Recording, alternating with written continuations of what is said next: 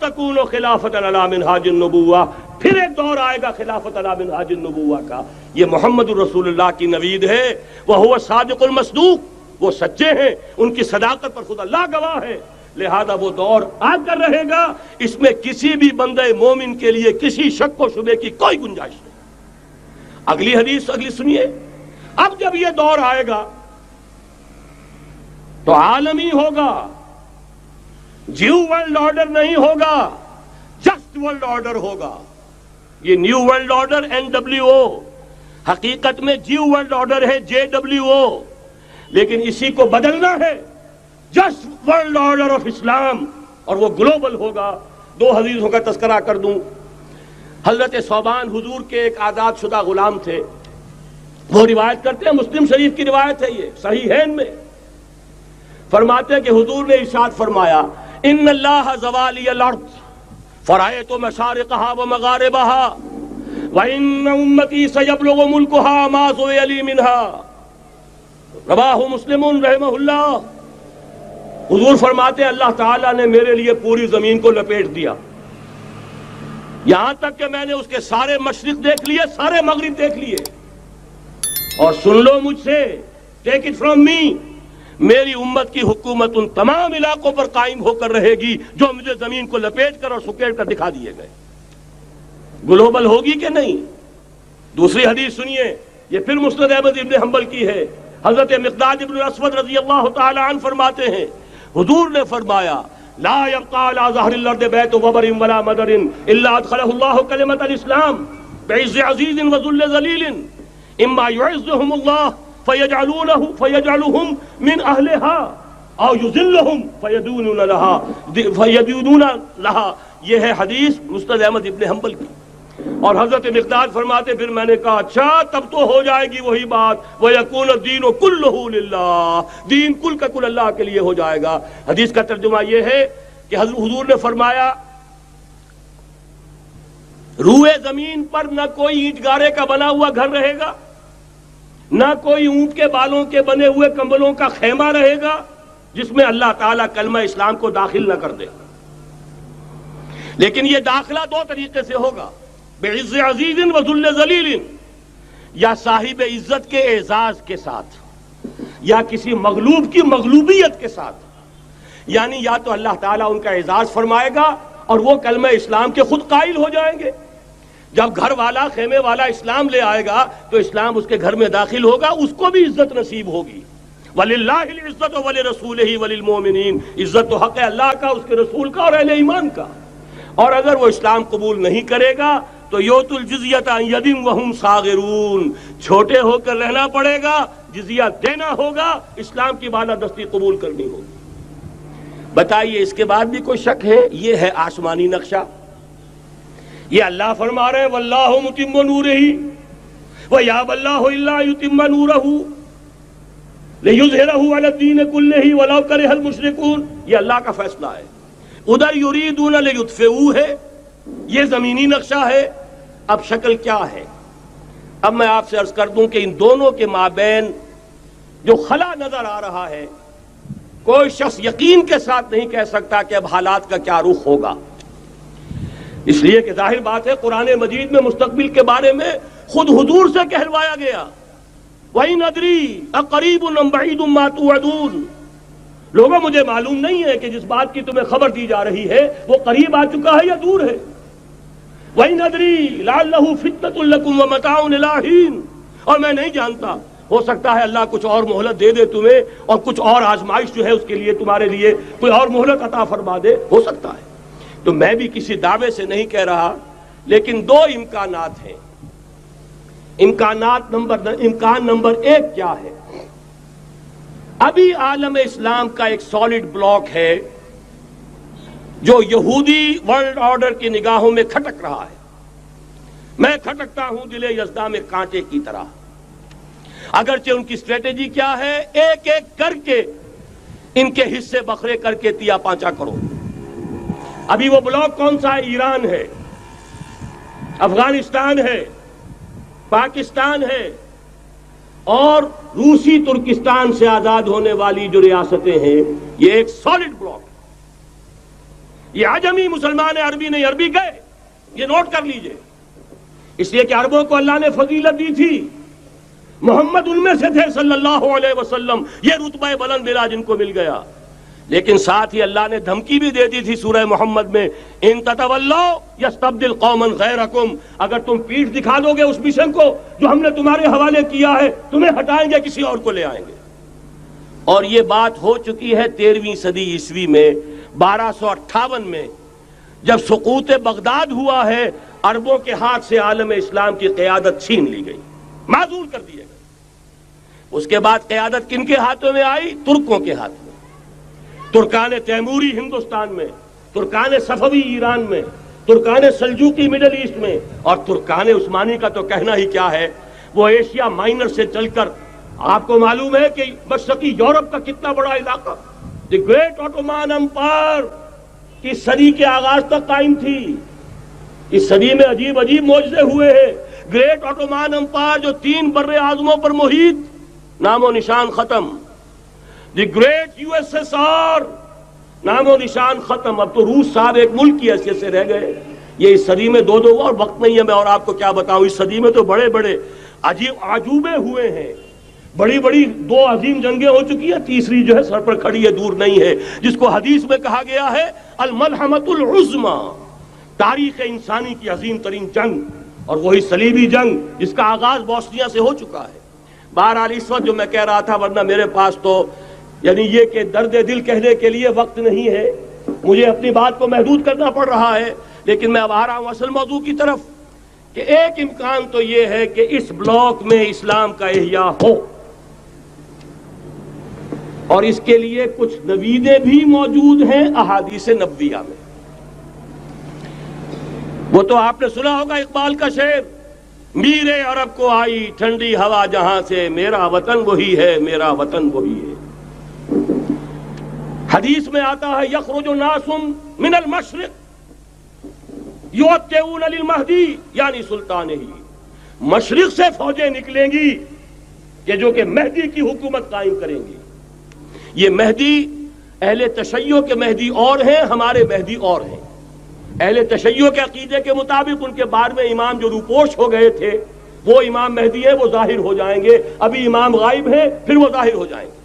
ہمارے نزدیک یہ مہدی پیدا ہوں گے یا ہو چکے ہوں، اور یہ ہوں گے حضرت فاطمہ کی نسل ہی سے رضی اللہ تعالی عنہا، لیکن عالم عرب کے اندر پھر ایک طاقت بن کر ابھریں گے، باطل کی قوتوں کے خلاف جہاد کریں گے، لیکن ان کو مدد آئے گی 2 طرف سے، ایک زمینی مدد آئے گی مشرق سے، ایک آسمانی مدد آئے گی، عیسیٰ ابن مریم کا نزول، حضرت مسیح علیہ السلام جو زندہ آسمان پر اٹھائے گئے تھے نازل ہوں گے، اور در حقیقت ان 2 مددوں کے نتیجے میں پھر یہود کا قلعہ قمع ہوگا، اور یہی گریٹر اسرائیل ان کا گریٹر گریو یارڈ بن کر رہے گا، عظیم تر قبرستان بن کر رہے گا۔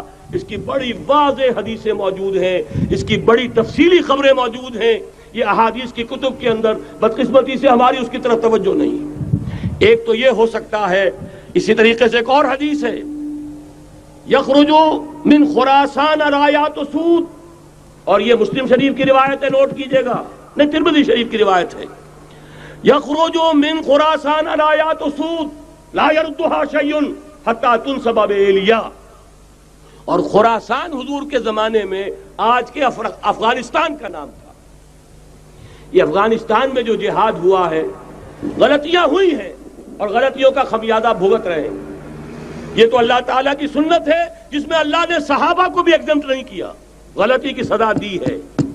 35 صحابہ کی غلطی غزوہ احد میں ہوئی، جہاں سے حکم تھا کہ مت ہٹنا، 50 میں سے 35 ہٹ گئے، نتیجہ کیا نکلا؟ فتح شکست میں بدل گئی، 70 صحابہ شہید ہو گئے۔ اللہ تعالیٰ نے فرمایا وَلَقَدْ صَدَقَكُمُ اللَّهُ وَعْدَهُ إِذْ تَحُسُّونَهُم بِإِذْنِهِ حَتَّىٰ إِذَا فَشِلْتُمْ وَتَنَازَعْتُمْ فِي الْأَمْرِ وَعَصَيْتُم مِّن بَعْدِ مَا أَرَاكُم مَّا تُحِبُّونَ۔ مسلمانوں، ہم سے گلہ نہیں کر سکتے، ہم نے اپنا وعدہ سچا کر دکھا دیا تھا، جبکہ تم انہیں گاجر مولی کی طرح کاٹ رہے تھے، لیکن جب تم ڈھیلے پڑ گئے، تم نے ڈسپلن کو توڑا، تم نے اختلاف کیا، تو سزا دی ہم نے۔ تو اگر صحابہ کرام رضوان اللہ تعالی علیہ مجمعین، خیر الناس بعد الانبیاء، پوری نوع انسانی کے اندر انبیاء کے بعد بلند ترین انسان، اگر ان کی بھی غلطی کا خمیازہ جو ہے اللہ نے چکھایا، کیوں چکھایا؟ ضروری تھا، آئندہ کے لیے سبق ہو جائے۔ یہ وَلِيُمَحِّصَ مَا فِي قُلُوبِكُمْ، تاکہ تمہارے دلوں کے اندر اگر کہیں کوئی کھوٹ ہے اور پاک کر دیں ہم۔ اس لیے بہرحال غلطیاں ہوئی ہیں افغانستان میں، ایک امام کے ساتھ بیعت نہیں تھی، بلکہ بدقسمتی اور بڑھ کر یہ ہے بیعت کر کے توڑ دی۔ عبد الرسول سیاف صاحب کے ہاتھ پر ہمارے پاکستان کے 7 گروپ جو تھے، انہوں نے عین حرم میں بیٹھ کر بیعت کی اور پاکستان آ کر بیعت توڑ دی۔ سزا اس کی مل رہی ہے، آپس کی خانہ جنگی یوں ہی نہیں ہو رہی، کوئی سبب ہے، لہذا یہ سزا تو ملے گی، لیکن جتنا خون یہاں پر خلوص کے ساتھ دیا گیا ہے اس کی مقدار بھی کم نہیں ہے، یہاں سے خیر برآمد ہوگا۔ اور دوسری بات اپنے بارے میں نوٹ کر لیجئے، یہ پاکستان، بچا کھچا Pakistan, what remains of Pakistan, یہ اصل میں ہے کیا؟ مولانا بہت خوبصورت انداز میں فرما رہے تھے، یہ 313 نہیں تھے، اسلام تھا۔ اسی طرح نوٹ کیجئے، پاکستان نہیں ہے، 4 صدیوں کی تجدیدی مساعی کا حاصل ہے۔ آپ نے کبھی نوٹ کیا ختم نبوت کے بعد اب سب سے اونچا منصب کس کا ہے؟ مجددین۔ سنن ابی داؤد کی روایت، ان اللہ یبعث فی هذه الامہ علی راس کل 100 عام من یجدد لها دینها۔ اور نوٹ کیجئے، کوئی بات ہے 1000 برس تک سارے مجدد عالم عرب میں پیدا ہوئے، جیسے ہی دوسرا 1000 سال شروع ہوا، الف ثانی کا مجدد اعظم شیخ احمد سرہندی کہاں تھا؟ صنم خانہ ہند میں حاضر ہوا۔ میں شیخ مجدد کی لحد پر، وہ خاک کے ہے زیر فلک مطلع انوار، گردن نہ جھکی جس کی جہانگیر کے آگے، جس کے نفس گرم سے ہے گرمی اعراض۔ وہ پھر 12ویں صدی کا مجدد اعظم امام الہند شاہ ولی اللہ دہلوی، 13ویں صدی کا مجدد اعظم سید احمد بریلوی، اس کے خون کا امین اور اس کے ساتھ کے شہداء کے خون کا امین، ان کے جسموں کا امین، آپ کا خطہ ہزارہ، آپ کا خطہ سوات، اس میں ان کی جانیں ہیں جو دی گئی ہیں۔ اور وہ نہایت میں آپ سے عرض کر دوں، دور صحابہ کے بعد اتنا خالص اسلامی جہاد پوری مسلمان تاریخ میں نہیں ملے گا جتنا وہ تحریک شہیدین کا تھا۔ 14ویں صدی ہجری میں شیخ الہند جیسا مجاہد اعظم کہ انگریز نے گرفتار کر کے قید بھی کیا ہے، تو کہاں؟ ہندوستان میں نہیں، کہاں؟ جزیرہ سائرس، کیا نام تھا؟ مالٹا، جزیرہ مالٹا بحر روم میں۔ اقبال کے نفس سے ہے لالے کی آگ تیز، ایسے غزل سرا کو چمن سے نکال دو۔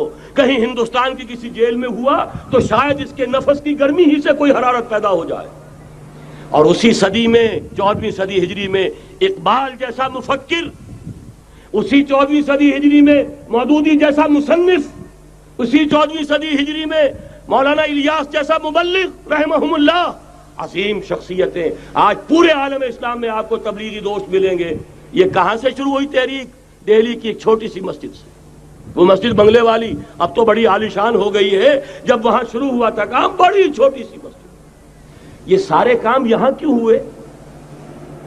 پورا عالم اسلام آزاد ہوا، کہیں نعرہ اسلام کا نہیں لگا، کہیں عرب قومیت پر، کہیں کسی اور عصبیت پر تحریکیں چلی ہیں، صرف تحریک پاکستان تھی کہ پاکستان کا مطلب کیا؟ لا الہ الا اللہ۔ کوئی سبب ہے کہ یہاں قرارداد مقاصد پاس ہوئی، حاکمیت اللہ کی ہے، کہ اکبر نام لیتا ہے خدا کا اس زمانے میں۔ یہ سارا ماضی سامنے رکھیے اور حضور کی دی ہوئی پیشن گوئیوں کا مستقبل سامنے رکھیے، ان دونوں سے ثابت ہوتا ہے اس خطہ ارضی سے کچھ ہونا ہے۔ اگرچہ بھٹکے ہوئے ہیں، لیکن کبھی بھولی ہوئی منزل بھی یاد آتی ہے راہی کو، اور بھٹکے ہوئے آہو کو پھر سوئے حرم لے چل، اس کی ضرورت ہے۔ مسلمان کو پھر اس کا مقصد یاد دلایا جائے۔ پاکستان اس لیے نہیں بنایا گیا تھا کہ ہمارے ہاں ٹاٹے اور برلے نہیں تھے تو ہمارے پاس اس کے بھی باپ وجود میں آ جائیں، اس لیے تو نہیں بنایا گیا تھا۔ پاکستان اس لیے نہیں بنایا گیا تھا کہ جاگیرداروں کی جاگیرداریاں محفوظ ہو جائیں، پاکستان اس لیے تو نہیں بنایا گیا تھا اور یہ کہ نمازیں اور مسجدیں تعمیر ہو جائیں، مسجدیں تو امریکہ میں تعمیر ہو رہی ہیں، عالی شان سے عالی شان، اس لیے پاکستان نہیں بنا تھا۔ آج بھی مسلمان، میں معذرت سے عرض کر رہا ہوں مولانا سے، آج بھی بھارتی مسلمان کی ایوریج نمازی ہونے کے اعتبار سے پاکستانی مسلمان سے کہیں بہتر ہے۔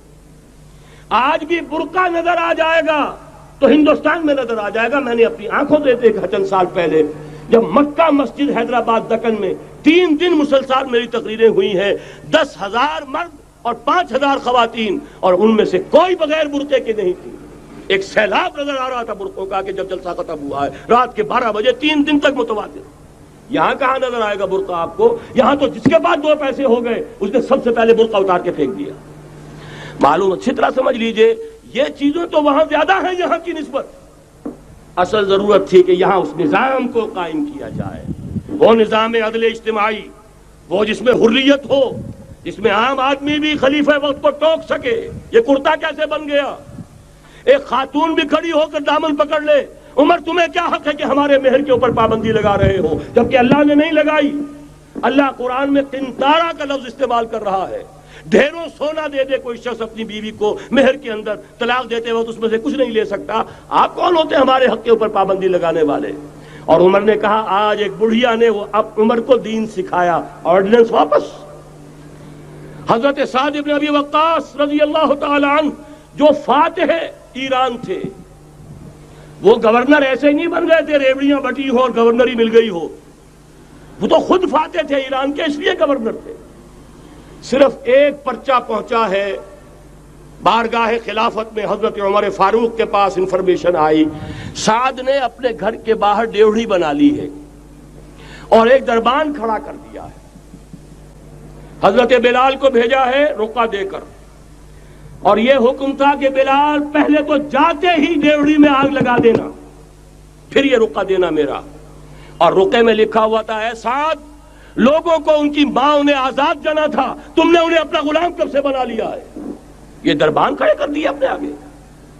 وہ حریت، وہ مساوات کہ جا رہا ہو خلیفہ وقت اور چارج لینے جا رہا ہے بیت المقدس کا، کوئی ذاتی علاج کے لیے نہیں جا رہا، سیر و سیاحت کے لیے نہیں جا رہا، چارج لینے کے لیے بالکل سرکاری وزٹ ہے، آفیشل وزٹ ہے، اسٹیٹ وزٹ ہے۔ اور حال کیا ہے؟ 700 میل کا فاصلہ طے کرنا اور ایک اونٹنی، کوئی انٹوریج نہیں، کوئی خدم و حشم نہیں، کوئی جمبو جٹ بھرے ہوئے نہیں، کچھ نہیں، ایک اونٹنی، ایک خادم۔ اس ایک اونٹنی پر چونکہ راستے کا راشن بھی ہے لہذا 2 آدمی نہیں بیٹھ سکتے، ایک بیٹھ سکتا ہے۔ ایک منزل خلیفہ وقت بیٹھا ہوا ہے اوپر اور خادم نکیل پکڑ کر چل رہا ہے، اگلی منزل خادم اوپر بیٹھا ہے اور خلیفہ وقت عمر بن الخطاب رضی اللہ تعالی عنہ اور وہ آگے آگے نکیل پکڑ کر چل رہے ہیں۔